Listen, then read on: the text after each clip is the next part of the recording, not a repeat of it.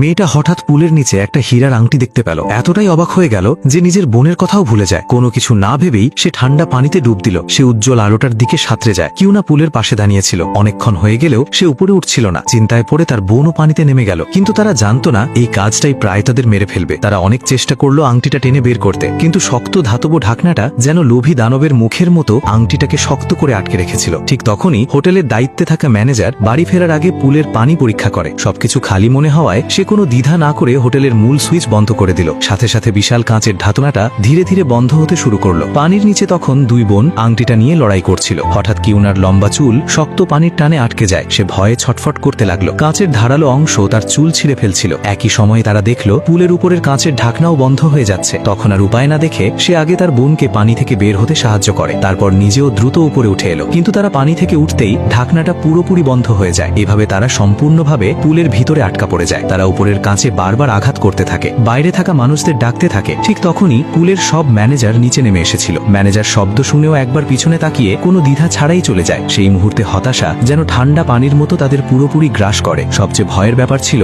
সেদিন শুক্রবার, আর সপ্তাহান্তে সুইমিং পুল বন্ধ থাকে। মানে তাদের 2 দিন এই ঠান্ডা পুলের ভিতরে আটকে থাকতে হবে। কিন্তু তাদের অবস্থা দেখে মনে হচ্ছিল হয়তো আজ রাতটাই তারা বাঁচতে পারবে না। তারা বুঝলো বসে থাকলে হবে না, যত দ্রুত সম্ভব বের হওয়ার পথ খুঁজতে হবে। তারা পুলের অগভীর জায়গায় যায়, উপরের কাঁচ ঠেলে সরানোর চেষ্টা করে, কিন্তু কাঁচটা এতটাই শক্ত ছিল যে কোনোভাবেই নড়ছিল না। তাই তারা পুলের ভিতরে এমন কিছু খুঁজতে লাগলো যেটা কাজে লাগতে পারে। হঠাৎ তারা পুলের পাশে একটা প্লাস্টিকের বোর্ড পায়। ধারালো না হলেও যথেষ্ট শক্ত ছিল সেটা। বোনটা উপরের ঢাকনার গঠন ভালো করে দেখে। সে কোনায় খুব ছোট একটা ছিদ্র দেখতে পায়। তারা চেষ্টা করলো ওই ছিদ্র দিয়ে হাত বের করে বাইরে থেকে খুলতে, কিন্তু ছিদ্রটা এত ছোট ছিল যে কিছুতেই হাত ঠুকছিল না। তখন তারা প্লাস্টিকের বোর্ড দিয়ে ছিদ্রের চারপাশ ঘষতে শুরু করে যাতে সেটা বড় করা যায়। তারা কখনো ভাবেনি শুধু একটা হীরার আংটি তুলতে গিয়ে শেষ পর্যন্ত নিজেরাই পুলের তলায় বন্দী হয়ে যাবে। সময় যেতে থাকে। হঠাৎ দূরে একটা পরিচিত রিংটোন শোনা যায়। ওটা ছিল বোনের ফোন। সম্ভবত তার প্রেমিক ফোন করছিল। তারা শব্দ অনুসরণ করে সাঁতরে যায়। দেখলো ফোনটা পুলের সিঁড়ির উপর পড়ে আছে। ফোনটা পানির ঠিক এক ধাপ উপরে ছিল, কিন্তু এখন তাদের কিছুই করার ছিল না। রিংটোনটা যেন তাদের নিয়ে মজা করছিল।